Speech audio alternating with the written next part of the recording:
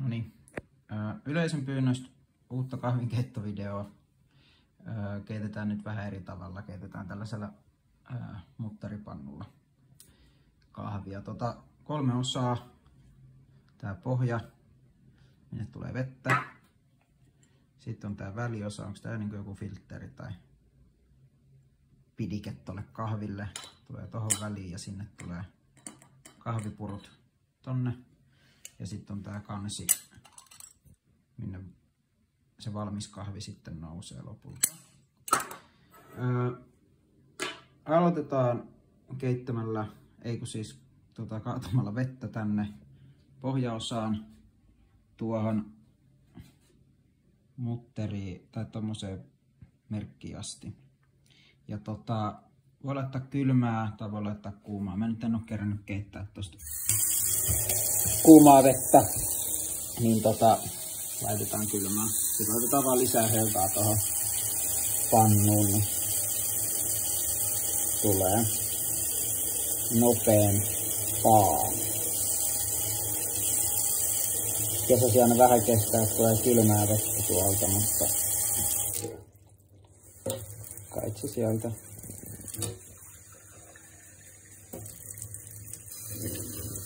Pois. No, tossa on varmaan ihan hyvä.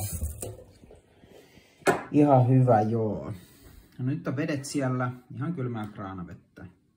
Tuohon päälle toi vähän niin kuin suodatinpussi. Missä mun kahvit on? Mulla on valmiina. Mulla on tällaista,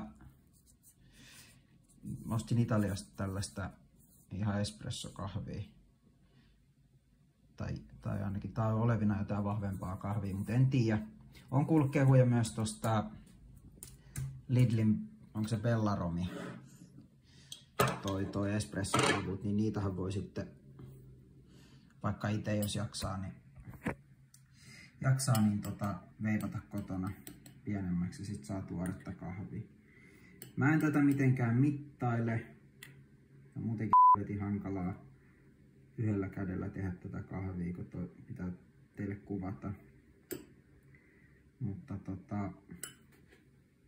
laitan ihan kunnolla, että se kahvi maistuu. Ja vähän voi tälleen tasoittaa, mutta ei tarvitse tosiaan painella. Se on ihan hyvä. Noin. Sitten vähän pyyhkästää sormella pois noin ylimääräiset tosta kiskojeesta. Sitten ei mitään muuta kuin kansi kiinni. Omaiset on nähnyt. Tää kandee tosiaan kääntää, sen on huomannut, että tää kandee kääntää tästä. Ei tästä varresta tai tästä, onko tää nyt korva tai mikä tää on, ei tosta käännä. Saattaa tosiaan jäädä toi korva käteen. Niin kameran, niin saadaan kunnolla ton mutterin kiinni. Noin nikkäästi. Ja sitten nostetaan pannu.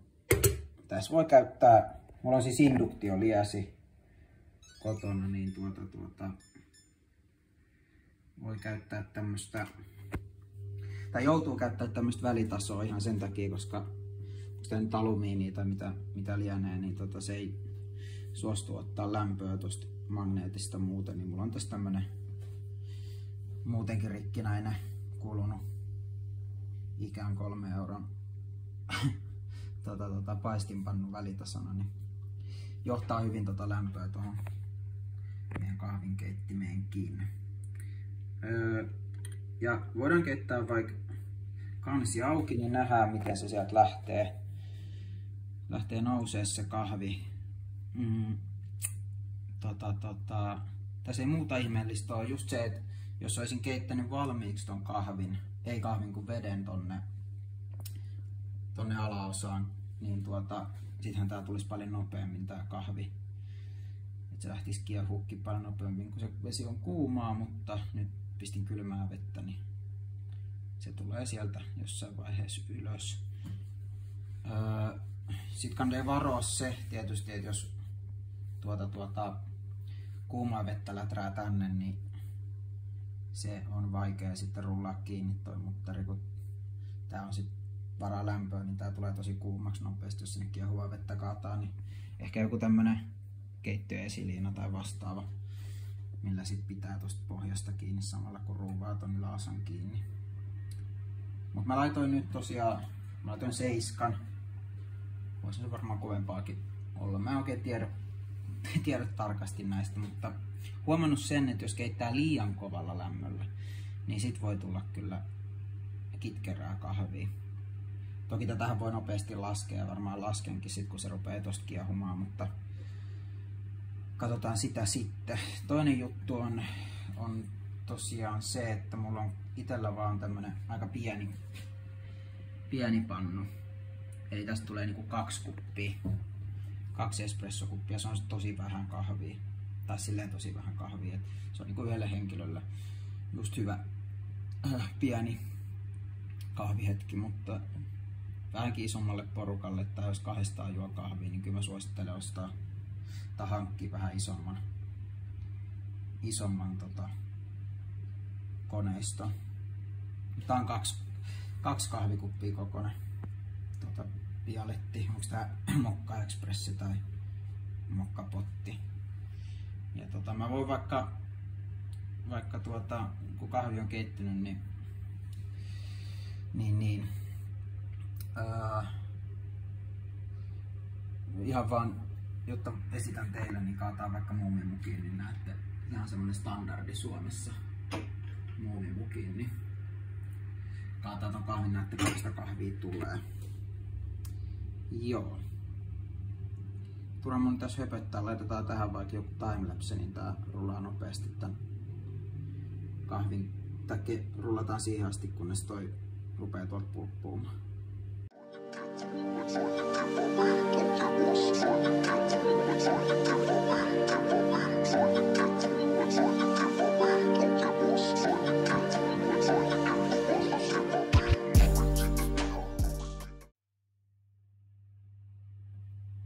Noniin, sieltä rupeaa puskemaan, mä lasken vähän lämpöä. Lämpöä täällä meidän vehkeellä. Semmonen juttu piti sanoa vielä, että tämähän on sitten muovia tai jotain vastaavaa sekoitetta. Ja siinä pitäisi olla joku heat resistance, mutta ehkä paras tapa olisi pitää tätä jotenkin täällä yli vähän sivulla. Se ei olisi niinku, se meinaa tälleen. Tuohon ei tulisi niinku suoraan lämpö tohon, koska se kyllä sitten varmaan jossain vaiheessa, kun tarpeeksi saa lämpöä, niin heat resistance se pettää ja sulaa käteen. Et kyllä se tosta lämpee koko ajan. Ja sieltä tippuu kahvia. Ois tosiaan voinut keittää kansi kiinni, mutta mä keitin nyt ihan vaan demonstraation vuoksi kansi auki. Tulee nopeammin varmasti kansi kiinni. Nyt sieltä tulee pelkkää tollaista kuplaa, ja sitten kun se alkaa tolleen höyryttää, en tiedä näkyykö tässä höyryt, mutta loppu hyvin, kaikki hyvin, niin siitä tietää, että se on valmis. Mä otetaan toi säppiin. Mä oon huomannut sen, että jos sen jättää tohon liian kauaksi aikaa tuohon pannulle vaikka unohtaa, niin kyllä se sitten rupeaa kitkerältä tääkin kahvi maistua. Mutta se on tämän kahvin niinku hyvä puoli, että ei maistu tosiaan kitkerältä. Että se niinku oikeasti maistuu kahvilta. Otetaan täältä kalibroitu muumimuki. Näette paljon sitä tulee. Kaadetaan porkat.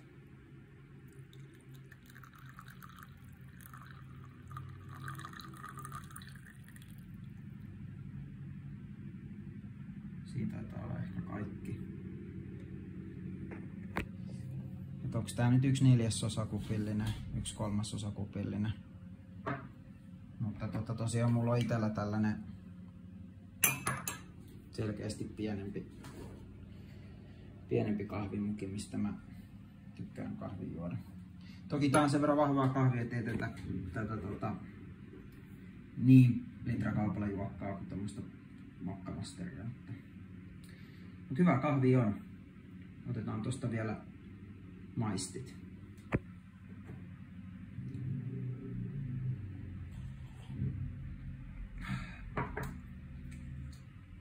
Kyllä.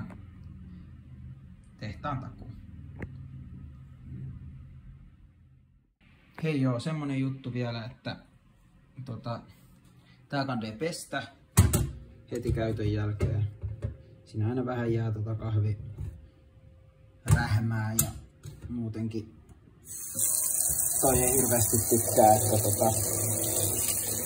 siinä ei jää mitään vettä seisoskelee ruostumaan, niin mä tykkään kylmällä vedellä puuhtelen tätä hetken.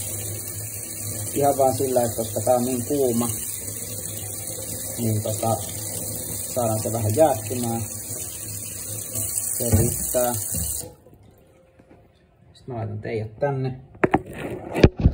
Ehkä te näette. Rullaan tästä mutteri auki. Otan teidät takas.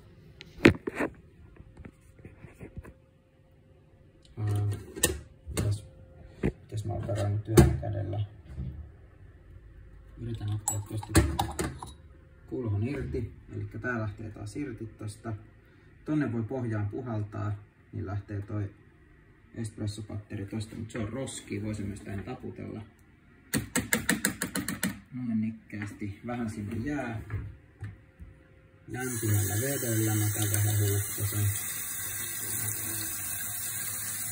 Huuhtasen vaan ja ehkä vähän sormella yritän tuolta reunalta edelleen. Lähtis vähän vaimat tinkkineet. Sitten tää pohjaosa. Täällähän ei ole mitään muuta vettä. Täällä ei saa mitään kahvijuomaa, mutta on toki vähän sormella. Sormilla ja tuon pesty.